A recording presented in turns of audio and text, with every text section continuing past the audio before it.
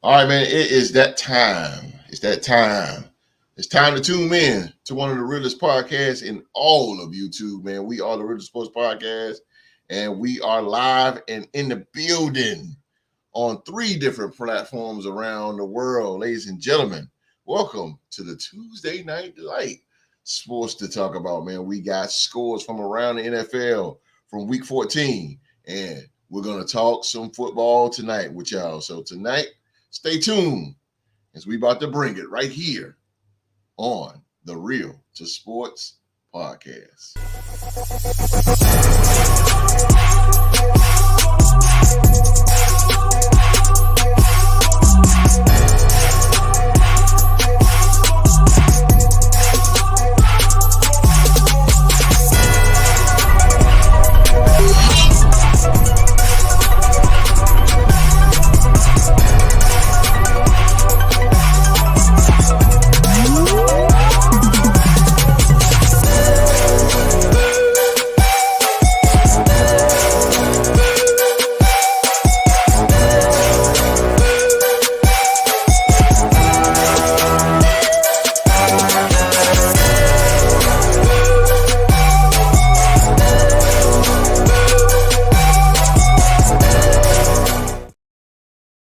All right, man. Thank you so much for being here with us on this Tuesday night, wherever in the world you are right now, man. Thank you for watching the Real to Sports Podcast, your destination for real analysis and opinions on anything and everything NFL related.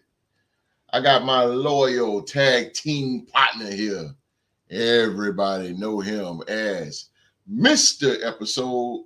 He's representing still the Raider Nation. We still the Raider Nation. Win or lose, or tie, we're going to be Raiders until we die. It is, ladies and gentlemen, Oklahoma State's alumni still. Let's go, Pokes. He is over 200 episodes. The world tag team partner. It is Mr. Episode, Mr. Young Mark. What's going on, ladies and gentlemen? I understand that there's a certain dog that's looking for me. I'm here, Q-Dog. I ain't hard to find. Congrats to the Vikings on one of the ugliest wins in NFL history. You ain't kidding. I don't know who did it to me. I don't know who to blame. But apparently I'm just cursed against my fellow members of the Real to Sports Podcast and the Real to Sports group. I am winless in all of these rivalry games. I haven't won since I beat Philly G a couple of years ago. So somebody got to help me out. Somebody bail me out, man. Please. I don't know who I got to talk to get this curse off me, man. You ain't kidding, bro. God, man. Everybody got a quarterback we can borrow? Hey, GC, bro, what you need for Derek, bro? Get him back, man. Yeah, lie. Or Tampa, can I get Baker Mayfield?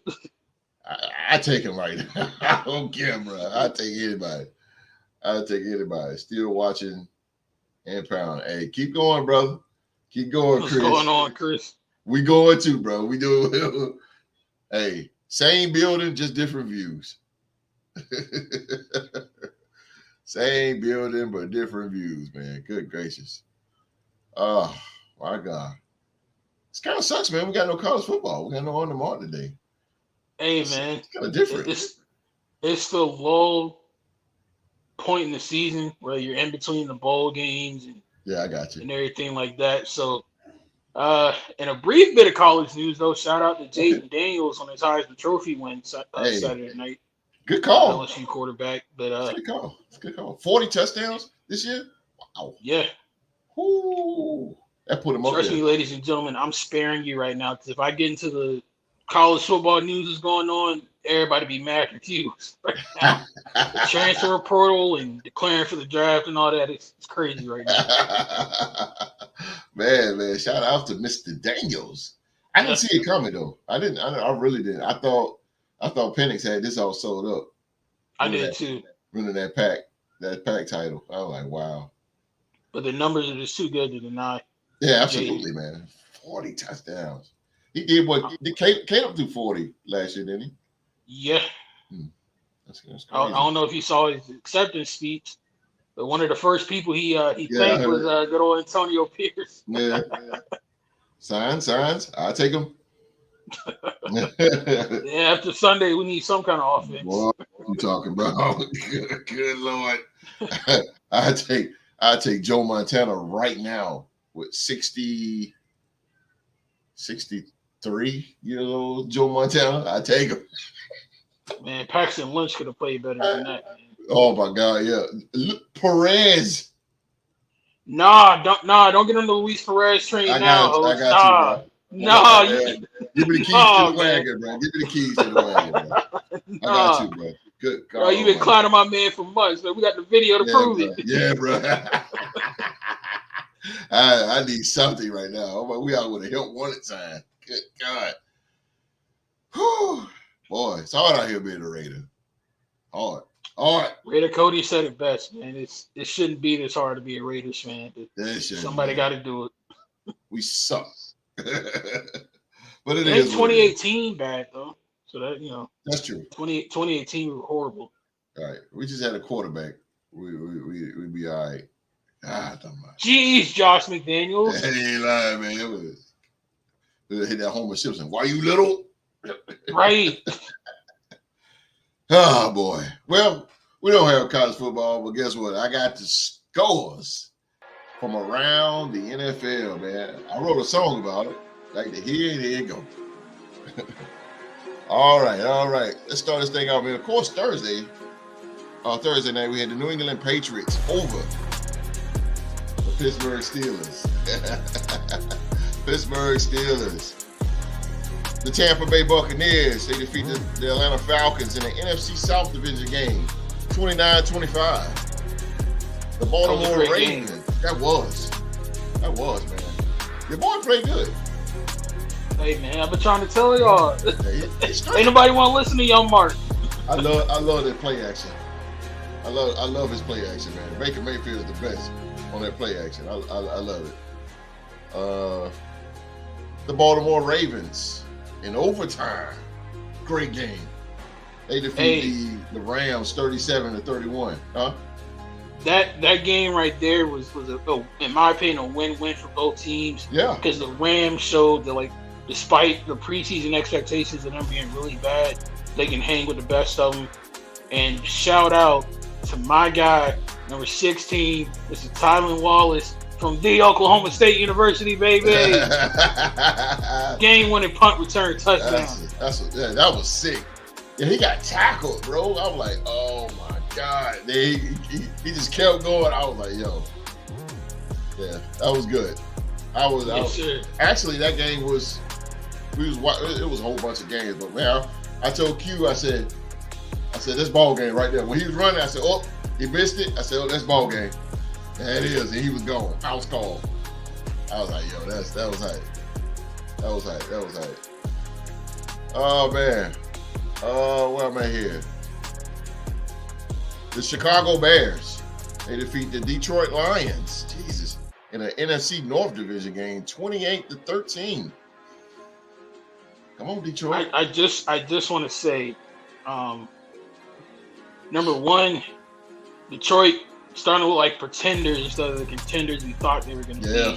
Yeah. And number two, Coach Campbell, I know you like to gamble, but you really do got to ease up on going for it on fourth down.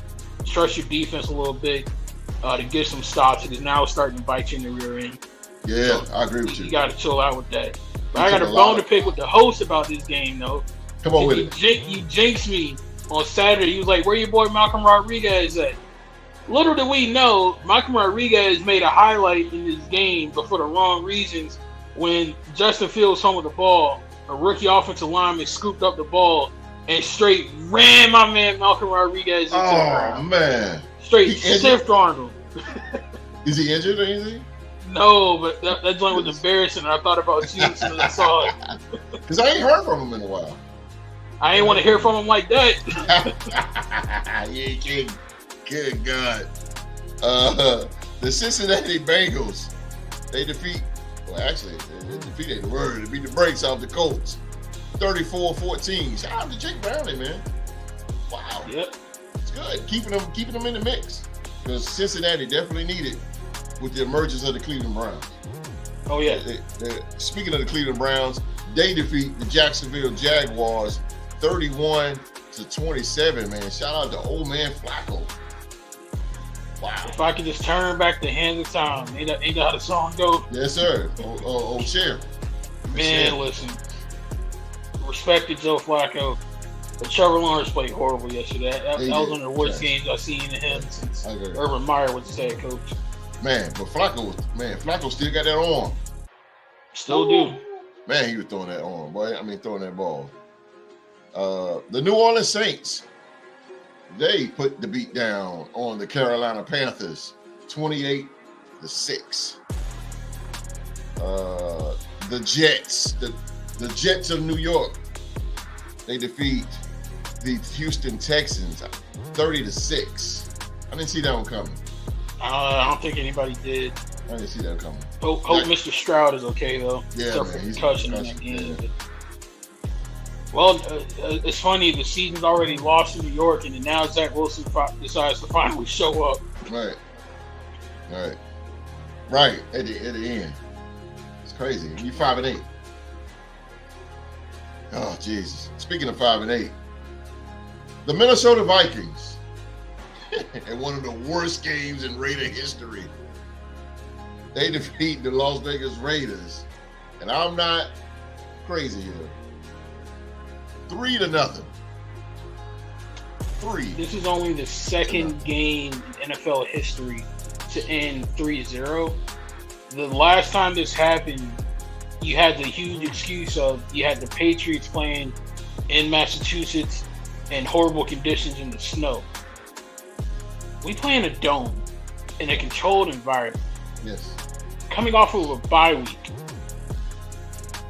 When I tell you this is the fingerprints of Josh McDumbass written all over it. All day. Hats off to Q-Dog and Brian Flores in that defense. They completely shut us down. They had our offense looking like the Rough Riders anthem. But, dude, if anything is clear, man, Patrick Graham deserves a contract extension, but that offense got to go. It needs a complete overhaul. Yeah. AOC got to get up out of there. Colton Miller got to go. Free Devontae. I hope we bring back Josh, but pray for the Raiders, man. If you know a Raider fan, pray for him. Buy him a drink. Hug him. Tell him you love him. Love him. Damn. Shout out again, man, to the Vikes. The Vikes, they got us, man. Shout out to the defense. I ain't shouting out their offense. Shout out to the defense. Yeah, that defense off the chain, bro. They shook. They had O'Connell shook, bro. They had them shook. Minnesota, boy, they was hungry. Good God Almighty. Shout out to them though. The San Francisco 49ers, they defeat the Seattle Seahawks 28-16. NFC West division game, man. Seahawks is falling by the wayside. Yeah, Drew Lock got the start late in the day on Sunday. I think it was kind of unexpected, but I have a gut feeling, host. I've been hearing this rumor pick up speed online. I think Seattle will be much better next year when they have Justin Fields as their quarterback instead of Geno and Drew Lock. I think you put Justin Fields in that offense, and that team's really going to accelerate. So Geno's momentum has went down. He was comeback player of the year last year, but now it's gone.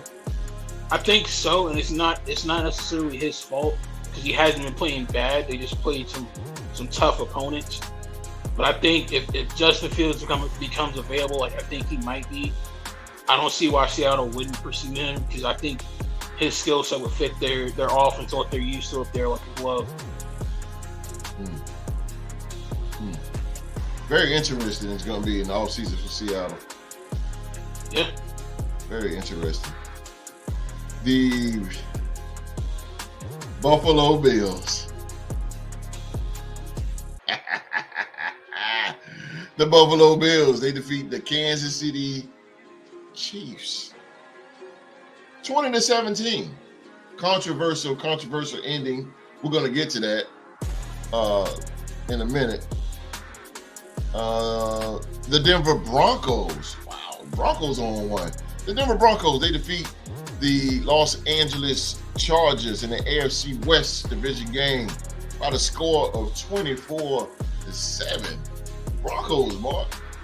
Hang on, Chargers fans. It's almost done. Unfortunately, you lost Justin Herbert for the rest of the year, but I think Brandon Staley's right out the door behind him pretty soon. I think, especially if they lose Thursday to us, I think he's gonna be gone.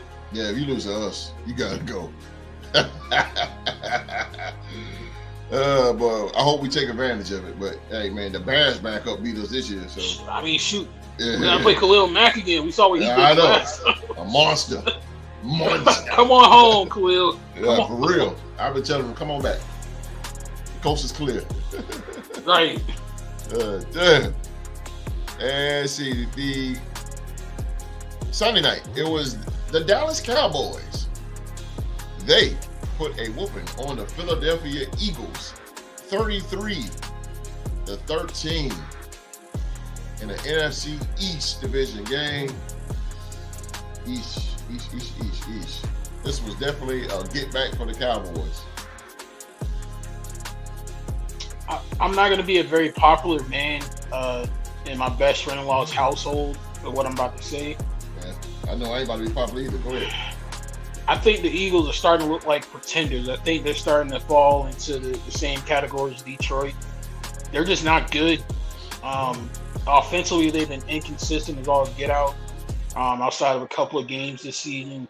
And then defensively, man, they just fallen off of a cliff from where they were last year. Losing Coach Gannon apparently hurt them a lot more than I think they realized. But I don't know, man. Just the Eagles just don't look like they have it. I don't see any fight. I don't see any dogs in that field. I just see A.J. Brown whining and complaining, and they just can't get it together on either side of the ball. Too many dropsies, man. Too many dropsies. I'm gonna say this too, man, and I might have to be a heel on this, but the Dallas Cowboys are good. They're good. Flip flopping host. Yeah, One minute you getting on them, and now you praising them. Well, no, I was getting on the fans. I was getting on the fans. But as a team, like I said, I got respect for the Cowboys. I mean, the Raiders, we ain't got no beef with them, but the fans, terrible. I got you. But they are really good. Yeah. And Dak Prescott, I mean, and a lot of people saying the Cowboys are a regular season team. They're a regular season team. So be it. But to beat Philadelphia like this, it's pretty impressive. And Dak Prescott was, the play caller was nice. He was making great throws.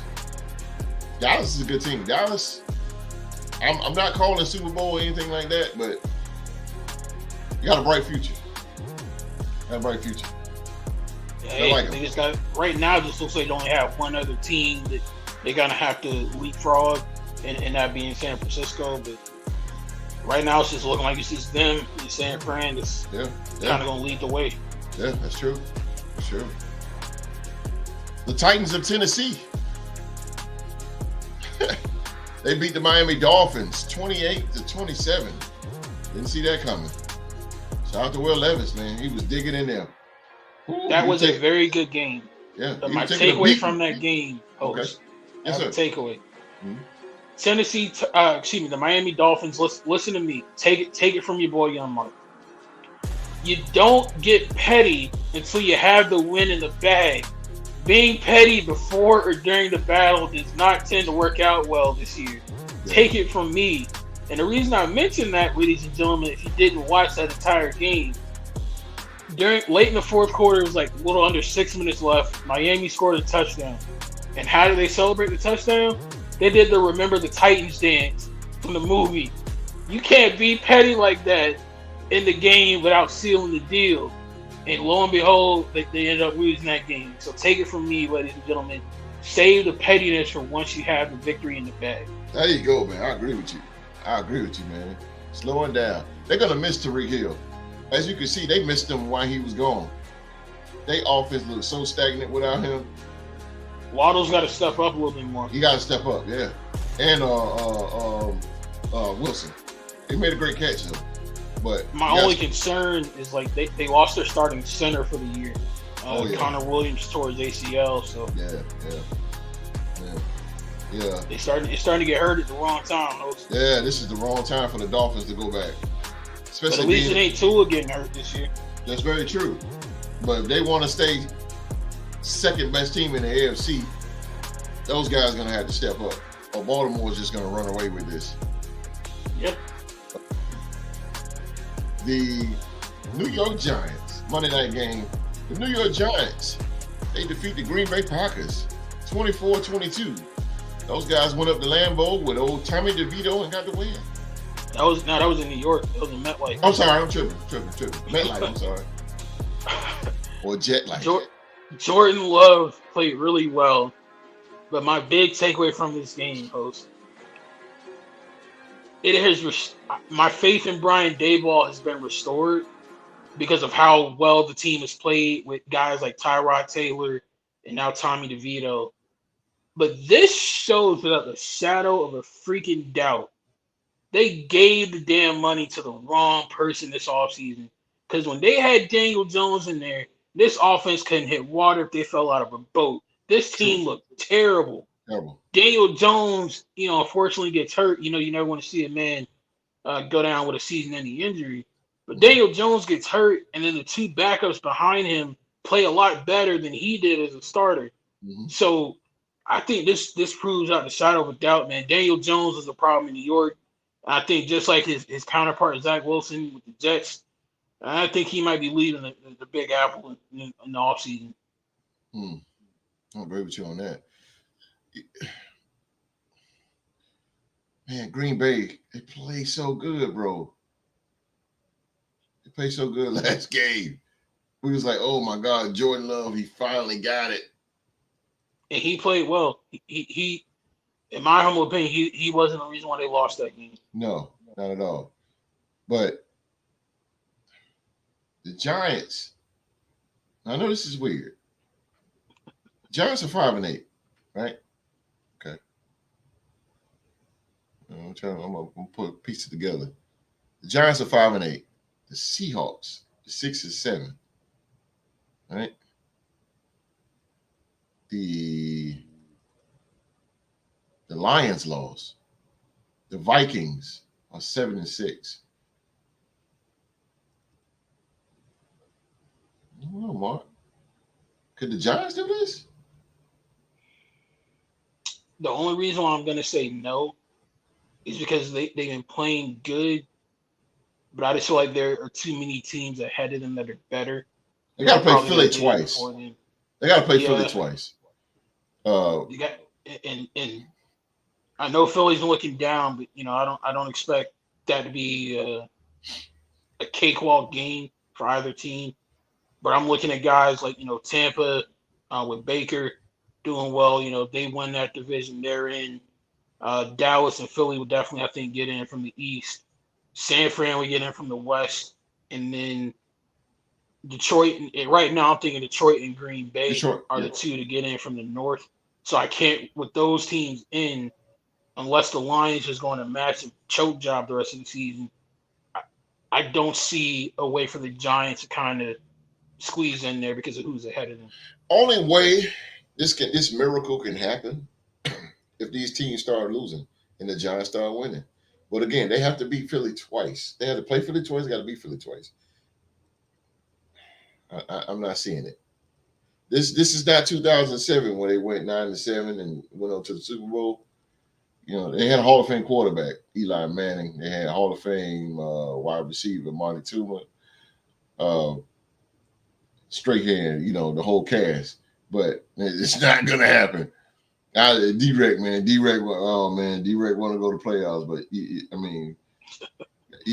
like I told D-Rec, man, you're not equipped. Even if you go, let's just say, for the luck of the Irish, they go, right? You're not equipped to go to the playoffs. You don't even your quarterback is like an 8th string.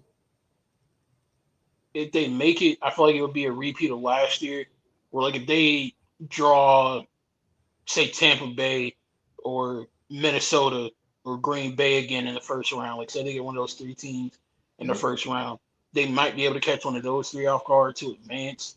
But I feel like as soon as they would get to the divisional round, they get smacked. The door would get closed immediately. But if you're D-Rec or if you're a Giants fan, I will say this.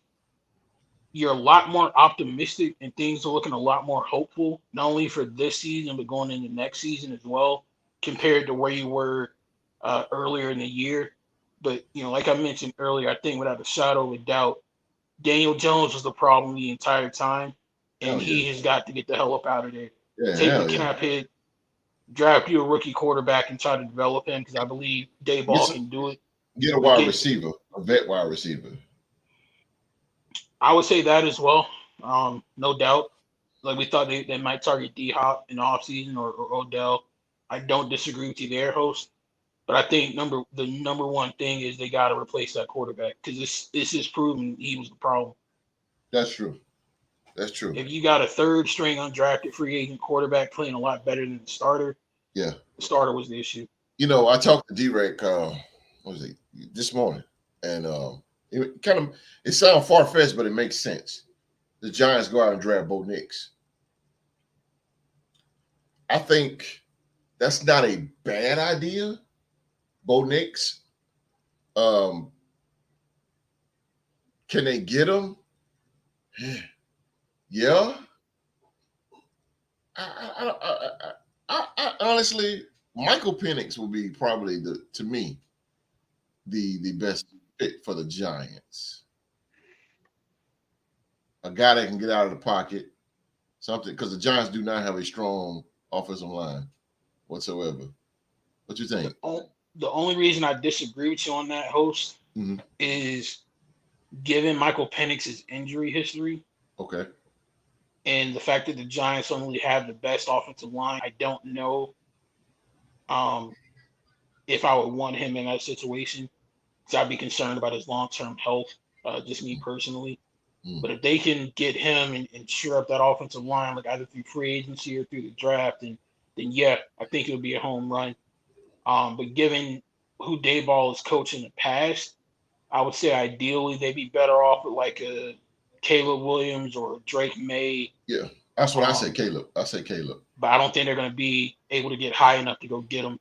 No. Unfortunately. But now when they win it like this, if they can strike a deal and move up and jump over some teams, I think Drake May will do really well up there with them. If not Drake May, then I think Bo Nix. I don't know. I mean, Daniel Jones did come from Duke, and now you gonna go get a Tar Heel? Well, I know it's superstitious, but is Daniel Jones is like a 1.5 1-year starter, and I think that was kind of, in my opinion, the downfall. I don't trust 1-year starters at quarterback coming out of college. Drake May, on the other hand, has started every year that he's been there. He took over for Sam Howell.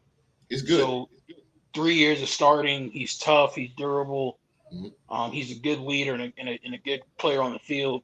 I think he would fit Dayball's system pretty well. Him and Caleb would be my two ideal fits in them, but I think the real key to all this puzzle, host, is really like the top 7 picks in the draft. Because in those top 7 picks, you got teams like Chicago at 1. The Patriots are going to be up there. Us, the Jets. So it's a couple of quarterback needy teams towards the top. So my only thing would be like, well, maybe New York can strike a deal with, say, like the Cardinals, who might not have an immediate need at number 2 right now. But I don't know if they have any assets on their roster they can give up, to try to move up to do that. It's funny you say Arizona. I feel like Arizona's going to be the team that, like, if you're trying to trade up to get Caleb or try to trade up to get Drake May, I think Arizona will be the starting point. Yeah, Arizona's going to be. That's what I forgot how I told somebody that Arizona's going to be the star of the show. Come that draft, dog. I think they're going to be year in a row too. Yeah, they're going to be trading up like a mother. They're going to unload probably half of their roster. Wow. For you to say that, I mean, it might happen again. It might happen again. It would benefit Arizona to accumulate more assets to try to fill some more holes in that team. But looking at it just depends on how that draft shakes out.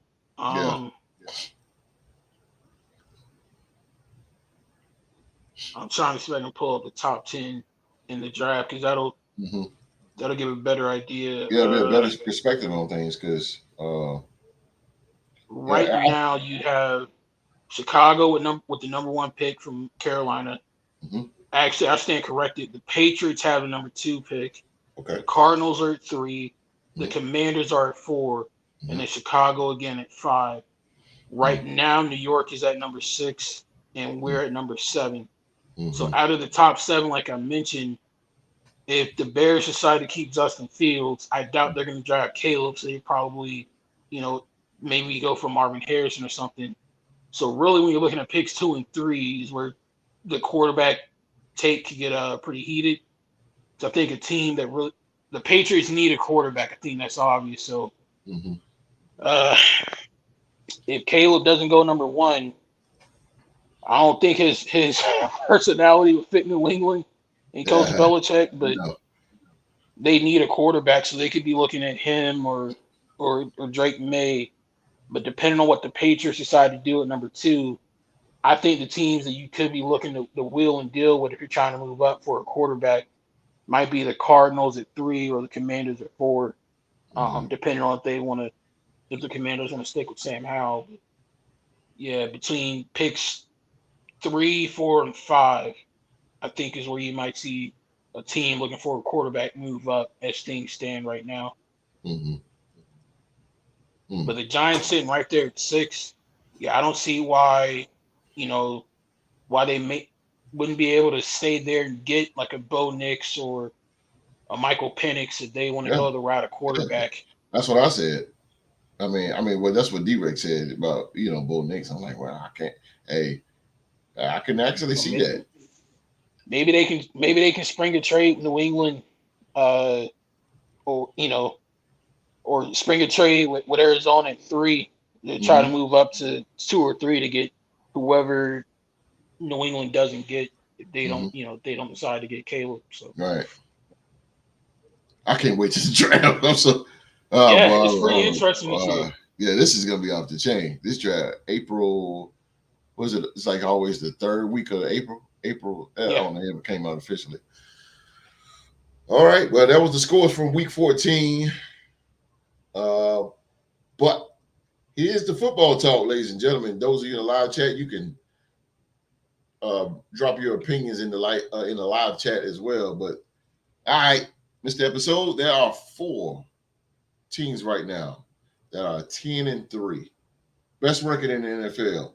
You got the Baltimore Ravens, the Philadelphia Eagles, the San Francisco 49ers, and the Dallas Cowboys. Those four for the playoff. That's if the playoffs started. That's if it started today. That's who will be in there. But again, you got 4 of those teams. Again, you got Dallas, Philadelphia, San Fran, Baltimore, the only AFC team that's 10-3. But out of those four, Mark, out of those four, who is the most dominant?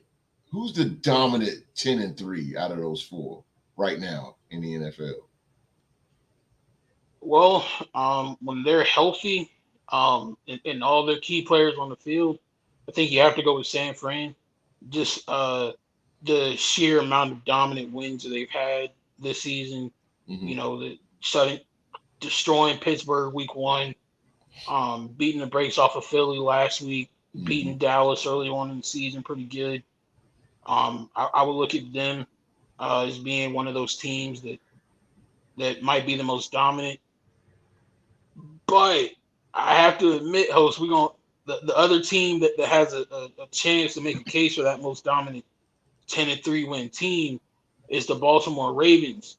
And the reason why I'm pretty excited about this is I don't know if you know this, host. On Christmas Day, boy, Santa gave us a pretty darn good gift. We get San Fran versus Baltimore. Yes, sir. So rematch of 2012 Super Bowl. Yeah, so that's gonna be pretty darn good. So yeah, I think it's between those two right now. Just Baltimore has to learn how to not give away a game. like they did against Cleveland and against Pittsburgh. So because of that reason, I can't pick them. So like I said, as long as San Fran stays healthy for the most part, I go with them. I'm going to agree with you. San Fran is definitely the dominant from both sides of the ball. Kyle Shanahan is a mastermind. He calls the best plays. Very great situational coach. Play calling, situational play calling. Very good at that. Of course, his legendary father, Mike Shanahan, great coach as well. So he comes from that. Head coach. That's true. He got, but for getting them Super Bowl from the Broncos, but definitely a great coach. San Fran, he's turned San Fran into a winner since he's been there. Man, D'Amico Ryans, at #1 defense in the league, he's branched off. Now you got Steve Wilkes, who's coming in and just pretty much kept the ship afloat as far as the defense. You got a potential NFL MVP, Christian McCaffrey. I mean, you got weapons like Brandon Ayuk, Deebo Samuel, George Kittle. Like the list goes on with these guys. Mitchell, the running back. Is it Elijah Mitchell? Mitchell? Nice. Like that team. I ain't gonna say it's perfect, but man, they are. I'm with you. They are definitely a powerhouse. And to me, the San Francisco 49ers is the most scariest team in the league right now. I really think that. And if I have to be an honorable mention, oh boy, y'all ain't gonna like me. I think the Cowboys is, bro. I honestly think that, man. I think the Cowboys right now, they are about the second best team in the NFL right now, the Cowboys. I mean, San Fran, the of course, NFL or the NFC? I say the NFL. Can you honestly say they're better than Baltimore? See that right there? I was thinking about that earlier. I would say this. I would give more advantage to Baltimore because they're just so explosive. They can hit you like that. Dallas is more methodical. Yeah. I think Baltimore is just dynamic. That Baltimore, I give them a slight edge. Baltimore, they can hit you with the big play real fast. Does that make sense? They can hit you with the big play. Yeah. Zay Flowers, he gone. CD, 10 yards, 20 yards, 30 yards. Now, they do got that home run hitter. Come on, I'm drawing a blank here. Brandon Cooks. Brandon Cooks. They do got a home run hitter, but Brandon Cooks, he's good, but he's, how can I say this, man? He's good at times. He hasn't been consistently showing there up. You go. That's it. He's not been as consistent as Zay Flowers. Zay Flowers is beginning to be a dog. He's beginning to be a dog. But yeah, I get it's like I change it. I go 49ers, Ravens, Cowboys. Philly, and I'm with you, man. It's like Philly losing a step. And we talked about this before. Philadelphia is a team. Last year they was smashing. I mean, they went on to the Super Bowl. They were smashing cats, man. But now it's and it's, of course the offensive coordinator's gone and defensive coordinator too, right? Offensive and defense. So they kind of offensive coordinator went to Indy to become the head coach, and the defensive coordinator went to Arizona and became the head coach. Yeah. So it's definitely a detriment to the team. So definitely they're going different ways with that. Philadelphia, man, if they don't catch up, brother, if they don't catch up fast and like in a hurry, Dallas is going to come in and get number 25. And when I mean 25, I mean 25th division title. If they're right there at them now. Philly got to get it together. And I know, teams going to go through growing pains, but not now. It's ain't the time to do it now. Now you with the home stretch. Been going through growing pains all season. I hate to keep bringing up the past, but this team struggled against New England. You know what I mean? Right. Like they haven't had any dominant wins. They're losing games. Right. Uh, they don't have the same competitive fire Yeah. that they had last year. I don't see any spark. I don't see any hunger. I don't see any determination out of this team. It's just like a flat soda. Yeah. Be quite honest Facts. with you. Facts. What's up, Tariq Taylor? What's up, baby? It's What's been a going long on, time, Chief? boy. Been a long time, boy. Where you been at, boy? Where you been at? Good point, though. The bus. Jerome Bettis. Good God. Ooh. Take a whole team, take him down, and a crane. Good God. He's a better football player than he was a coin toss caller. Facts. That was a shot. If you know, you know. That was a shot right there, boy. It's all love, dude. So I'm just joking, man. I'm just joking. Yo, memories. I'm like, what, boss? He said work and still at work as we speak. Oh man, hey man, it's Christmas time, man. You got to get that money, bro. Do what you got to do. Make that fam. money. Don't let the money make you. Yes, man. But look, man, appreciate you checking in on us, man. Even at work, man. We appreciate that. We appreciate you, bro. Appreciate you in the live chat, man. Appreciate you, man. Yeah, man. So, yeah, I'm gonna go with the Niners too. Again, man, I see. At first, I thought it would be a bird fight in the Super Bowl, Mark, but it looks like a 2012 rematch. And take my money. Yeah, take my money. Yeah, take my money. I'm with it.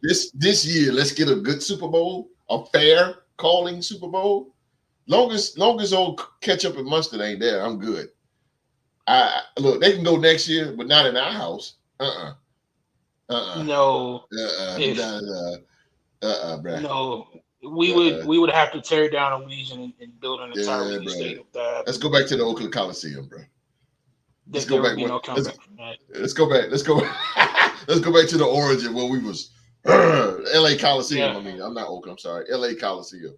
Where we was. I'll take either one, to tell you the truth. Word, man. But yeah, definitely 49ers, man.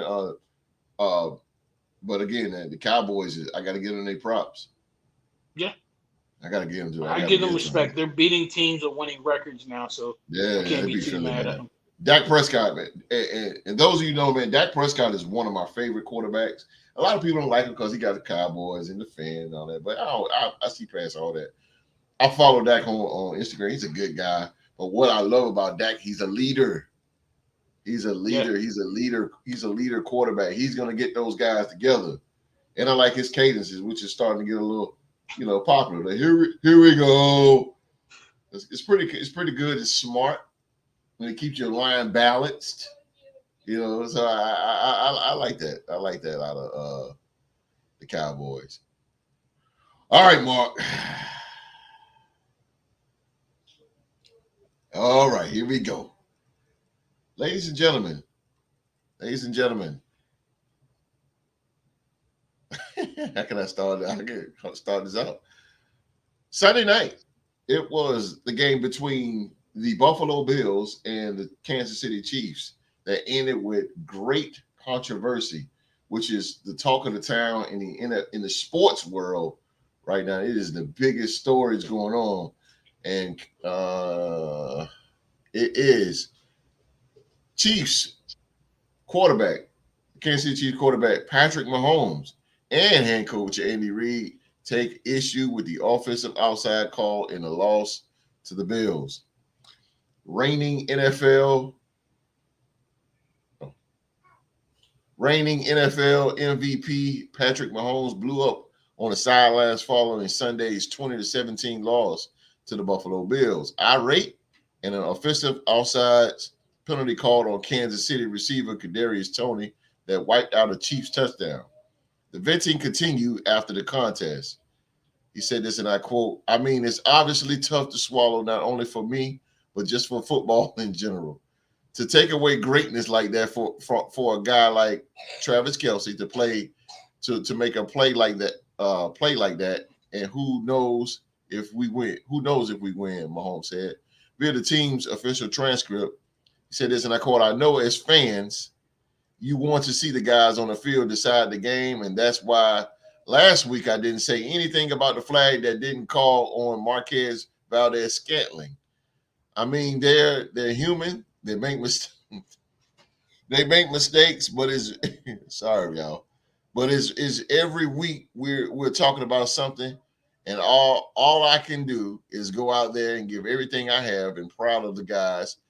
That's what we did, and it was a great football game that ended, another great football game that just ended like that, and it's just tough to swallow. With a minute and 25 left in the contest, from midfield, Mahomes found Kelsey wide open for a chunk gain. The tight end caught it in stride, weaving toward the field's middle with three Bills players closing in.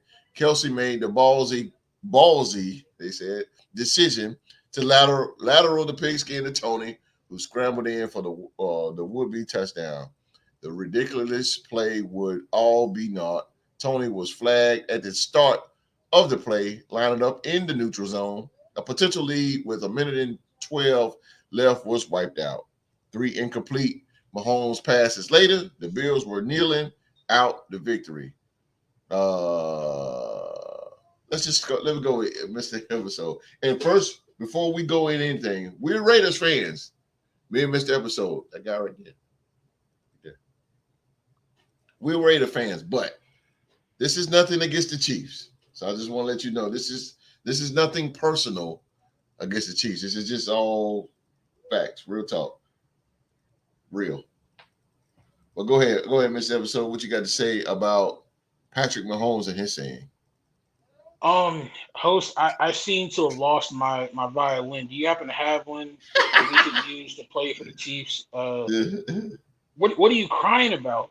Like seriously, bro, what the hell are you crying about? Right, that's what I'm saying. If you look at the replay, homeboy's foot was literally beyond the nose of the football. You know what, Mr. Episode? How about this?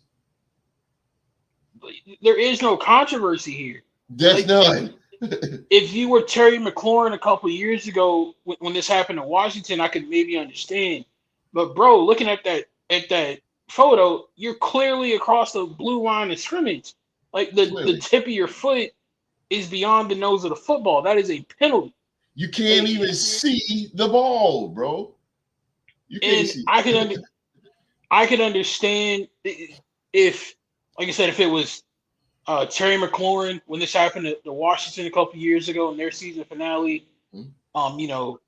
You mentioned us being Raiders fans. I just want to point out to people, there is no better fan to ask about a screwy call by the referees than a daggone Raider fan. The immaculate deception, the index card against the Cowboys. Don't get me started. If anybody knows about controversial calls going against you, it definitely would be us.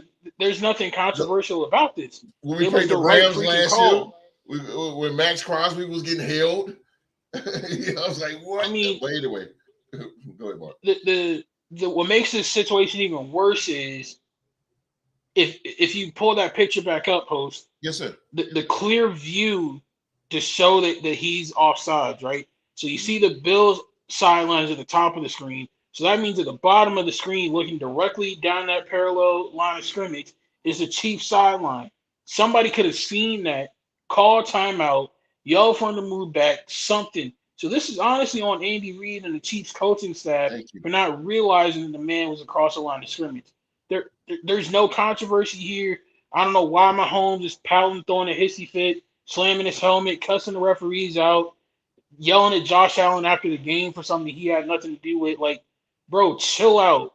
Right. You have literally no reason to be mad. In all honesty, Host, he's acting like a Karen. Anybody who's worked in customer service knows what I mean when I say that. Like, the type of customer that literally complains for absolutely no reason at all and takes it to the nth degree just because they feel like they have the power and the ability to do so. I understand you're the wannabe face of the league. I understand you've been on Madden, the cover of Madden multiple times. You're a multi-time Super Bowl champion, multi-time MVP. I get it. But when Cam Newton wasn't getting calls thrown his way, when he was getting the brakes beat off of him by defenders, you didn't see him doing this crap. So if he didn't do it, why are you doing it? He's a former MVP. Absolutely. Come on, bro. This is the football equivalent. And Deuce, please don't get mad at me. This is like the football equivalent of LeBron freaking James, because LeBron will flop, throw a hissy fit, get mad at the ref for the slightest no call. There is nothing to be mad about, bro. Go get you some barbecue and chill the hell out, because you got nothing to be mad at. I'm done. Good rant. You really kind of took the words right out of my mouth, man, because that was a great rant. That was a great rant, bro. Look, and I'm trying to just not be biased because everybody know I hate Patrick Mahomes and I hate Chiefs. But really though, Patrick Mahomes, you sound like a spoiled brat. You cannot sit here and talking about that was a bad play. Okay, Keyshawn Johnson said it best. What did I say that? But Keyshawn Johnson said it best, right? When you're a receiver, Mark, I never played football. But you play football. You've been on the field and you've seen football, right? When a wide receiver goes in this position, you check the ref first. Yeah. You check the ref and say, ref, is it, am I good? The ref gonna tell you, scoot back a little bit, or you don't wait for the ref to warn you. You don't do that. And so Mahomes' biggest thing was why the ref didn't say, why the ref didn't warn him. That's not the ref's job. No, and if I understand people got lives, they got something they do, but if he'd have been paying attention again to Terry McLaurin a couple years ago, Terry McLaurin was in this exact spot in a late season game in Washington where he checked with the ref. The ref didn't say nothing, and he called him for being offside. That one was controversial because, in my opinion, he wasn't across the line. But in this case, it's blatant. It's clear as day. My man's is across the line of scrimmage. Yeah, Even he's based on the looking CBS back. graphic, he's across. Yeah. And what makes it even worse, my dude is looking at the football. Yes. Like, how can you not see, bro, that you're too daggone close to the line? Notice how the receiver on the other side of the field is further back than you. Like, come on. Like, this play right here is a trips bunch. It's a trips bunch, as you can see. But Kelsey's going to be in motion, and the running back, McKinnon, he's going to go flat. He's going to go out to the flat. I mean, but bruh, that is not that you cannot see that. But it's not the ref's job to say, hey, you need to scoot back. No, you got to check with the ref first. You got to check with the ref first, so he can tell you. If you check with him, he's gonna tell you. To be fair with you, host, the ref shouldn't even have had to say anything because it's that freaking obvious how far past the line of scrimmage he was. Right. I mean, that's like you being in the kitchen with a pan and some sausage, and your mom coming in the kitchen saying, "Are you getting ready to cook?" God, what it look like? Yeah. I can't believe. I really can't. This is, and like Stephen A. said, I can't believe Patrick Mahomes, a guy, and former MVP, role model, good guy, whatever, blah blah blah, acting like that. I can't believe he took a shot at the refs when Kansas City has got more calls than probably anybody in the past 5 years. They just won a Super Bowl on a bad call. On a very bad call. And you won a Super Bowl. And for you to come in and your guy, your wide receiver, who is totally offsides. That's not the ref's fault. That's Kadarius Toney's fault. That's Kadarius Toney. You always check with the ref first. You ask the ref. He's not going to say, hey, you're offside. That's cheating. That's giving favor to the Chiefs. He's not going to do that. No, he should have checked them off. I don't get the. I mean, and there's another thing, Mark. I don't get a guy like Andy Reid, a legendary coach, for even him to come at the referees. Like Coach Reed, bro, like he was out. He was outsides. You can't see that. Having said what I've said about this team, the reason why I believe Coach Reed and Mahomes went off is because they felt like, oh, here we go again, back to back weeks, late game situations, and the refs, in their opinion, did or did not make a call that could have changed the course of the game. If they would have been doing all this last week in Green Bay, it would have been totally vindicated. I would have completely understood them. This is bull. I don't like it, bro. You live by the sword, you die by the sword. Because, like I said, Kansas City has got so much favoritism with their call, so much. Again, they won a controversial Super Bowl. They won that, and for you to come and cry and get mad and go after the refs or whatever on this when it's blatantly outside, you're spoiled because you're used to the refs giving you everything. Every call. They better tell Mr. Hunt to open his checkbook up and increase some zeros on that paycheck. Yeah. He's about to pay for this, both of them. But I can't believe, and I just think that they want to go after Tony, so they should. Don't go after the refs, because it's not the refs' fault. It's Tony's. No. It's Tony's fault. You know, you're a pro, and you've been playing this game since high school. You always check off the ref. Ref, am I good? Ref gonna say scoot back, or he might say you just good. You're good right there. Stay right there. You're good. But see, again, you're communicating to the ref. You're asking him before. Yeah, am I good, ref? Yeah. Well, if you go to that line and you expect for that ref to say something, he's not gonna say nothing. He's not gonna say nothing. You should look down. I'm not. Let me scoot back. You know, I don't understand it. This is very, very weird. And it's really starting to, I'm really starting to think like, man, really Kansas City really has stuff rigged for him to go off like this? It's like old girl from Willy Wonka and the Chocolate Factory host, the girl from England. Her dad had been telling her yes her entire life. Yeah. Then the one time he told her no, she threw a big old hissy fit. Yep. Violet. No, Violet, the one that chewed the bubble gum. Faruka's the one. Yeah, that one. Yeah. See, you got it. You understand. I love it, man. I like the Johnny Depp version. Yeah, that one was good. Yeah, I like that one. Yeah, Tim Burton, and I like that one. That was my Augustus Scoop. Yeah, I like that movie. Yeah, I like that. But yeah, man, I can't just believe Kansas City, man, doing that. And also I think there's a lot of frustration in Kansas City. They got the dropsies. They got the dropsies, bro.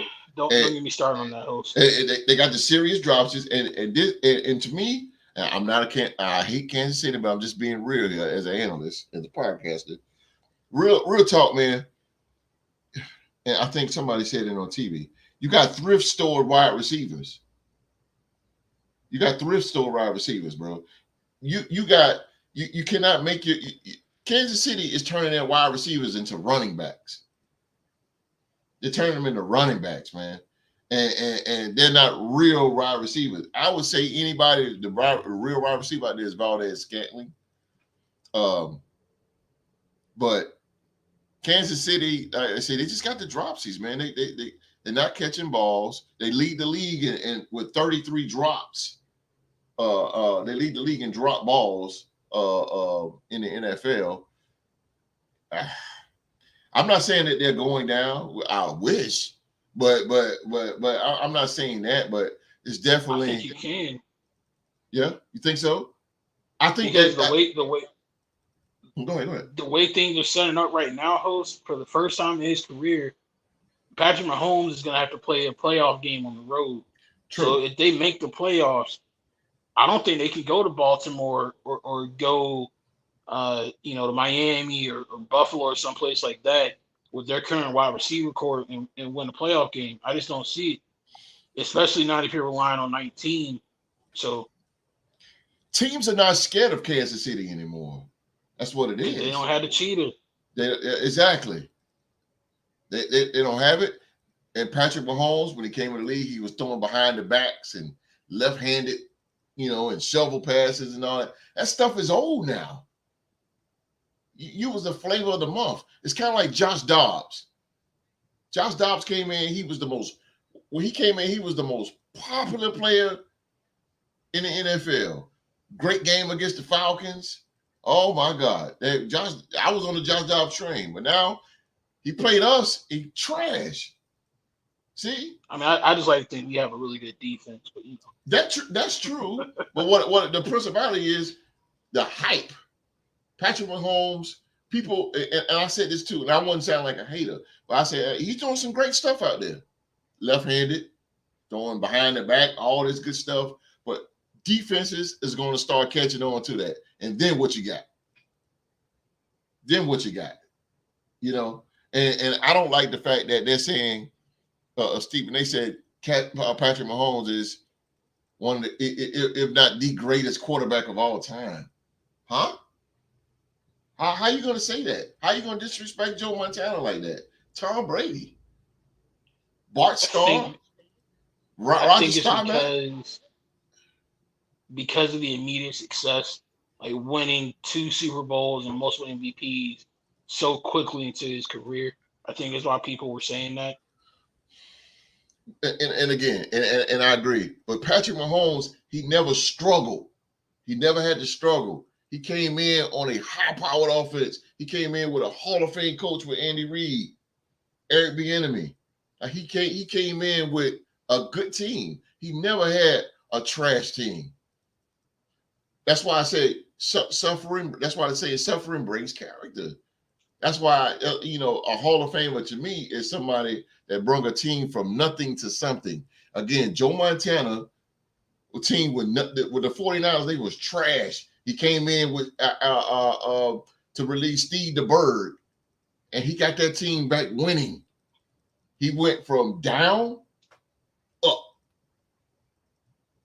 That's what I'm saying. Lamar Jackson did it. Baltimore was garbage. Well, a little bit. But he came in, and then he brought the team up. Patrick Mahomes just came in. He came in right after Alex Smith. It was already contended. So it's like being born with a silver spoon in your mouth, right? It's a stark contrast from what he had at Texas Tech, because at Texas Tech he had nothing. Yeah. Right. So I'm not mad at the fact that he walked into a good situation when he got to the league based off of what he had in college, having followed his collegiate career. Look at Troy Aikman. He had to earn it. He had to earn it. He had to earn it. Peyton Manning. He had to earn it. Those two guys are the 2 greatest quarterbacks of all time. Why? Because they started from nothing to something. Patrick Mahomes came in. Doug Williams had to earn it too. Doug Williams. And he suffered with Tampa. He turned them around. They was in the playoffs thanks to him. He took them their very first playoff. Yep. And he's a Hall of Fame quarterback. That's what makes. Huh? I wish. I wish. Well. Yeah, I know. But that's what makes. Suffering brings character, man. It brings character. I mean, that's how people respect you. Because you got a story. He don't have a story. He just came in, winning. Not taking anything from Patrick Mahomes. He is a great quarterback. He's very talented. And don't get me wrong. He is. Don't get me wrong. I'm not going to jump on him too hard. I can't stand the Chiefs, but Patrick Mahomes is a good quarterback. But man, he hasn't suffered. So now you're in this point now that you're suffering and you don't know how to handle it. And now you want to start pointing the fingers. And Andy Reid ought to be ashamed of himself going along with your quarterback. No, you are a veteran coach that had Hall of Fame quarterbacks. Donovan McNabb. You should have grabbed Patrick Mahomes by his hair and said, listen, man, you ain't right now. You're not right now. You need to calm down. You're not right. But for you to go and blame the official yourself, like, dang, Andy Reid, like, I'm starting to question you, bro.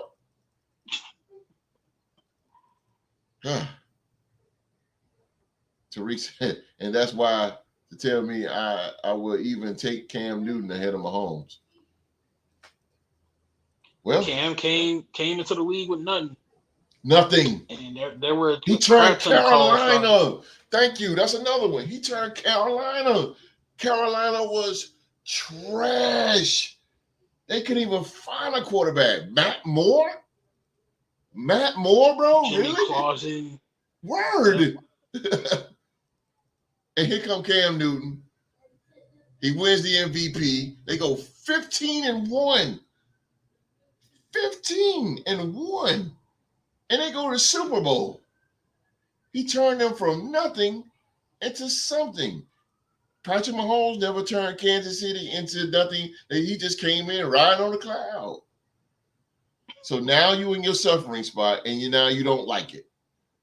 Deal with it, buddy. Yeah, your best bet, Mr. Mahomes, is to talk to Mr. Hunt, talk to Coach Reed. I hate to say it. You might have to trade Chris Jones to Chicago, get that #1 pick, and try to bring Marvin Harrison to Kansas City. They need a wide receiver bad. They need a wide receiver really, really bad. What's up, GG? Gentlemen, to whoever watching, had to take a small break from work time in and say, what's up? San Fran got the spot. They do. We keep it real on the Real Sports. Much love and respect to you all. Oh, man, appreciate you. GG, man. Every time he come in, I'm going to call you the power of positivity, man. God damn. Don't take away Juice of the game. I know, right? Title. My man, down in Florida, man. California, my man. GG Bravo. That's my dude right there, man. Hey, man, appreciate you chiming in, big dog. If you rewind the show just a little bit, we just talked about that controversial win for the Kansas City Chiefs. I'm sorry, the Kansas City, the controversial win by the Buffalo Bills over the Kansas City Chiefs. There you go. Well, yeah, man. Yeah, Mar, you wanna close out on that, because I'm a little fired up. Again, I mean, there's nothing to be mad at. Somebody on the Chiefs coaching staff, somebody up in the press box should have been able to look down and see that he was clearly over the line. So they have nothing to be mad at. They're just really acting like a bunch of Karens right now. Yeah, it's not big, a good big look. time. Just stop crying, man. Like, again, suffering brings character. In order to get to the top, you got to get the ground. You got to hit the ground first. Drake got the song started from the bottom. Now we here. Not you quoting Drake. Right. This young Dolph, and you gonna come over here and quote Drake? Come on, man. Yeah, that's popular though. I heard that all over the place. But started from the bottom. Now we here. It's just like us. Let's just say, which upon the star the Raiders go to Super Bowl in the next 2 years. I'm gonna boo-hoo my eyes out. I know I am. We win the Super Bowl, I'm gonna boo-hoo. You know why? Because I've been there through the struggle. 30 years I've been here. I've been there through the struggle. Just thinking about it. You see what I'm saying? Because you've been through the struggle. You've been through the struggle. Oh, man. Tells a story, bro. Man. He said Drake. He said Drake. Drake never been. Josh McDaniels. Man, Alien, what's up, bro? Hey, man, hit that subscribe button for me while you do it. While you here, man. Appreciate you being on in the live chat, man. Appreciate you, man. Hit that subscribe button, man. I got more to come, man. I wish you wouldn't have brought that up, Host. Now you bring me back, man. Started for the Marcus Russell, Terrell Pryor, Carson Palmer, Jason Campbell, Matt Leinart, Matt Flynn. Yeah. Marcus He said, all right, so this is what he said, it's not a struggle until you're born with a mental illness in Section 8. Yeah, that's then you come out of the mud. Boom. That's what I'm talking about, Matt. That's what I'm talking about. You come out of the mud, bro. He was never in the mud. So that's why he's reacting to this, because this is something new to him. Patrick Mahomes never been in the losing state. And now he has a team, which is his new arch enemy, Josh Allen. He really wanted that game. He really wanted that game right there. But he couldn't get it. So now you're in a state where you're losing, bro. And this don't feel good. because I've never been in this situation before. He's eating ramen noodles now. He's eating ramen noodles. I think Mahomes, what he should do, go spend some time with a New York Jets fan. Go spend some time with a Detroit Lions fan, Yeah, bro. or a Cleveland Browns fan, or a Raiders fan, and understand truly how good you've had it throughout your career. Yeah, I'm telling Spend you, some man. time with one of those fan bases who's had to suffer for 60, 50, 40, 30 plus years. Yeah. Then come holler at me. That's what I'm talking about, bro. The San Francisco 49ers, again, they're the best team in the league right now. Holler at them, because after Steve Young retired from like the early 2000s to like the 2010s, they were trash. Thank you. Holler at them, they had to struggle for about a decade. Exactly. They're the best team in the league now. And it wasn't too long ago, they fired coaches in back-to-back seasons. Cold season. Don't forget to take your allergy facts, because I'm feeling a little bit in my nose. So, yeah, appreciate that ups, man. Appreciate that ups, bro. Hey, man, I'm waiting on you to hit that subscribe button, bro. Waiting on that subscribe button. You here, you might as well stay. I know. You might as well stay while you're up in here. Go get something to eat. Gigi said the whole team wanted that game. They were saying coach job, their coach job was on the line. Yeah. Yeah. Good old McDermott. Yeah. McDermott is on the line. He's on the line. Buffalo fans is not happy with the Bills being such a team that they are and such a record. Mostly it was on Josh Allen, but look like he's starting to get it together now. He said, man, I ate at least $30 worth of food today. $30, that's it? I did more than you, bruh. Nah, I'm kidding. I mean, I can go to Black Powder and you know how that go, big dog. You know how we do. Niners had plenty of years. We endured through it all. There you go. Now you're the best team in the NFL. Easy, man. You have to crawl before you walk, because that's how you're going to get your respect in life. Suffering builds character. You evolve to something. You evolve from a caterpillar to a butterfly. You just don't be born a butterfly. Mm-hmm. He can go and talk to the chief alumni, like, you know, Jamal Charles and Herman Edwards and Matt Castle, and talk to some of them about those dry years out there in Missouri. You know? Exactly. Like, that's when we was winning. Well, the Broncos. The Broncos had their run. Everybody had their little run. When Castle and Jamal Charles was out there. Oh, we was in. That was like Yeah. That was our division. We won the division and missed the playoffs. Oh yeah. We ran that division in, but yeah. They just the 49ers, bro. I mean, the Chiefs, man. They just going through something right now, and it just don't feel good. It just don't feel good. But you got to go through them pains, man. So hopefully they'll suck it up. They got I can't say they got in this game.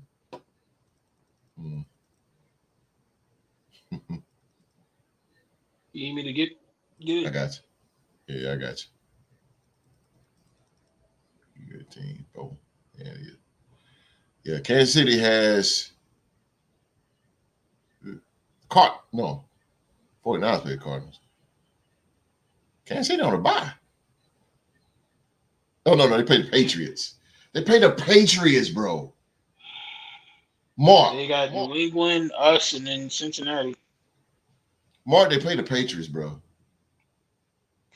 Hey, man, ask the good brother Deuce how tough of an outing the Patriots is. Jesus. Now, I wonder if the Patriots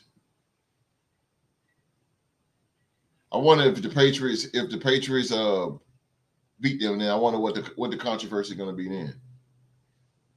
If the Patriots beat the Chiefs, I think we're starting to see the downfall of the Kansas City Chiefs, bro. And I'm here for it. And I got my popcorn and barbecue ready to go. I'm smiling from ear to ear. I'm smiling from ear to ear. Well, that was football talk with me and Mr. Episode. Me and Mr. Episode here. So, man, I'm all fired up, bro. I'm fired up, Mark. Good Can you gracious. give some of that energy to the Raiders offense, please?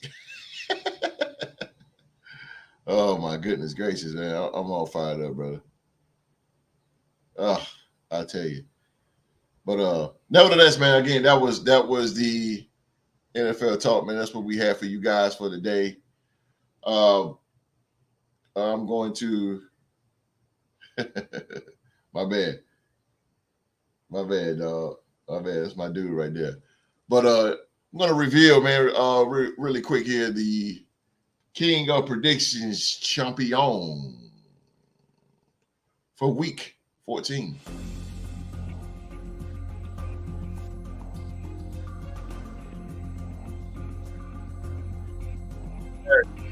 It was hilarious and it was embarrassing.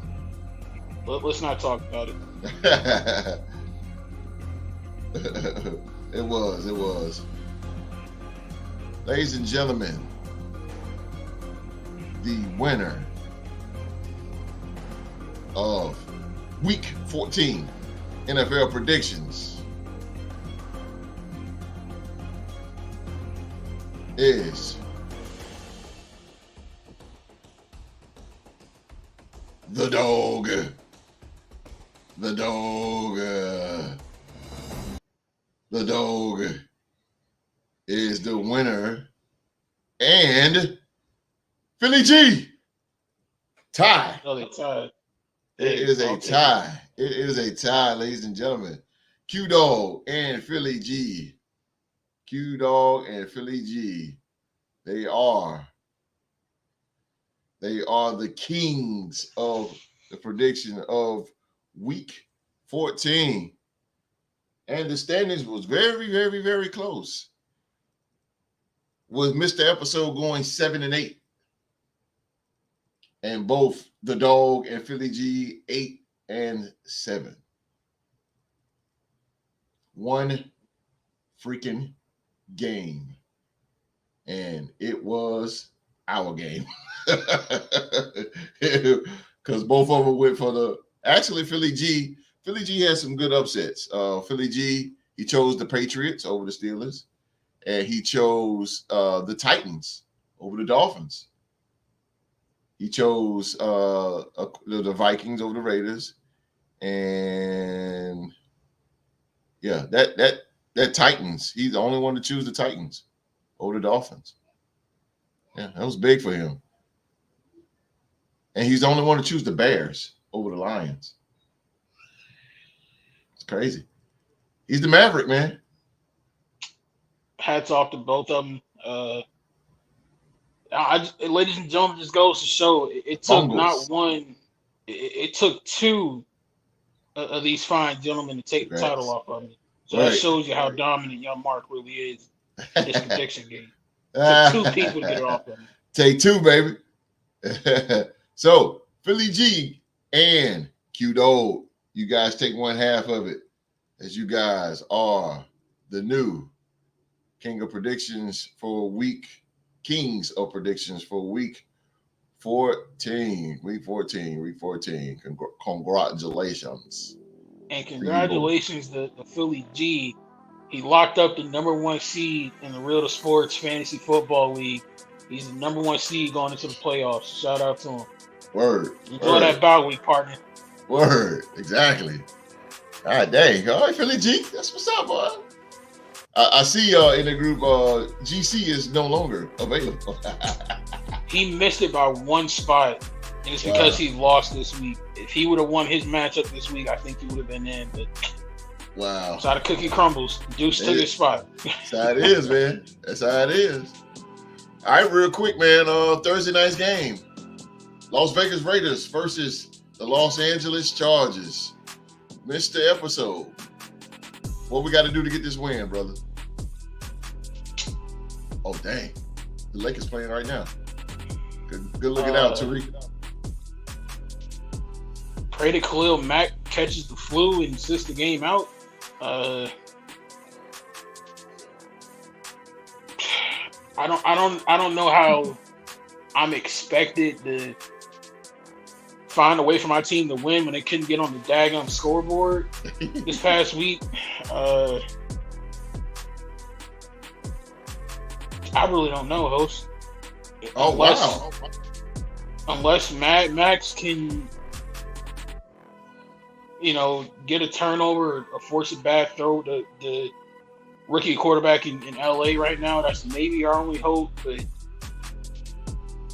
I feel like it's gonna be another low scoring game. I'll say the Raiders win 6-0. 6-0. Field goals from 2 50-yard field goals from Daniel Carlson should do it. Hey, when you us, bro, you just take it. You just take it. So it is what it be. I take it, bro. I take whatever we got. I at least want to get 7 wins. We was 6-11 last year. What's up, Ready Red? What's How up, about Ready them Red? Cowboys, man? Hey, man. Hey, Ready Red, what you do, man? Go back and rewind, man. We showed y'all some love, bro. We showed y'all some love. Just go back in the show and rewind, man.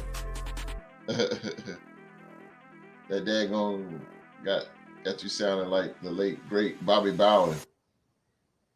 Hey, man. I sound like Bobby Bowden? What'd I say? What'd I say? No, it was when I said the word daggum. Daggum. Oh. You said what happened to Filthy? Philly G's not on. Philly G, yeah, man. Oh, man. I don't know where Philly G at, bro. But y'all got him. We showed y'all some love, man. They beat the brakes off Philly. Holy moly. Cowboys is on one. They're scary right now. Since we recently beat both Dallas and Philly and the Giants, does that make us the kings of the NFC East? I wish we should have beat the Redskins, but they cheated. Cheated like a mug, boy. But that's neither here nor excuse me. That's either here nor there. That's neither here nor there. What's up, Ready Red though, man? Go back and rewind, man. Like I said, man, and hit that thumbs up while you're there, bro. Hit that thumbs up, Ready Red. We really showed the Cowboys some love, man. All right, man. That's our show for today, man. As always, it is, bro. It is. It is. Well, that's our show for today, man. As always, man, we want to thank you for watching another episode of Sports to Talk About, man. Please remember to hit that thumbs up. Hit that thumbs up, man. And if this is your first time watching the show, hit that subscribe button and turn on that bell for all notifications. You can also follow us on X and Twitch. And you can join our sports group on Facebook. It's called the Riddle Sports Group. Also, I want to thank our new sponsors, man. I want to thank SeatGeek, and Fanatics for becoming the official sponsors of the Riddle Sports Podcast. So, man, if you go to the description box and click on some of those links right there, man, check out some discounts. Fanatics, man, that's where you can go get your jerseys, your hats, all your team merchandise, man, on Fanatics. If you go there right now, if you go to the description box and click on that link, get you a good discount, man, courtesy of the Riddle Sports Podcast, man. All right, this episode, got anything before we get up out of here? Hey, man, we appreciate y'all for coming through and kicking it with us like y'all always do. Don't forget to like, share, and subscribe. Tell your mama, tell your friends. We're getting close to the postseason of football, so you're going to need someplace to break down the playoff matchups and the remainder of the regular season, and what better place to go than the Riddle Sports Podcast to bring you the latest and greatest from the world of football. So come on back. We got more for you. I'll tell you, that dude right there is loyal as a mother. Great, man. Real quick before we get out here, man, I want to say happy birthday to my sister. Hey, happy birthday. My sister, man. My sister down in Tampa, Florida, man. My girl. Cass. Happy birthday, girl. Happy birthday, my sister. Happy birthday to my sister, man. And this Saturday, the Riddle Sports Talk Show will be canceled. Man. I'll be out of town this weekend. But we will be, me and that guy right there, Mr. Episode. We will be back in the building Tuesday, December 19th, because we got sports to talk about. And also, man, you can go back and watch our 2-year anniversary. Go back and watch some of that, man. Our 2-year anniversary, man. We had one hell of a show celebrating 2 years on the air, reminiscing on some old memories from the good old days, man, of the Real Sports Podcast. And we crowned a new live chat MVP, Miss Jones, Comeback Player of the Year, Philly G, and the 2023 Real Sports Podcast MVP, Deuce, man. So I highly recommend you go back and check that show out, man. Of last Saturday, our 2-year anniversary, man. Again, man, one hell of a show. We reminisced on some good memories. So again, man, go check that out, man. The saying, y'all know the saying, believe in your team. But most importantly, man, in life, man, you got to believe in yourself all the way, man. Everybody around the world, apply it to your life, man. Believe in yourself, for real. Believe in yourself. You can do any and everything you want, man. But again, man, everybody around the world, be safe and stay safe. We see you guys December 19th. Sports to talk about Tuesday, 7 p.m. live. Me and Mr. Episode, we out. Down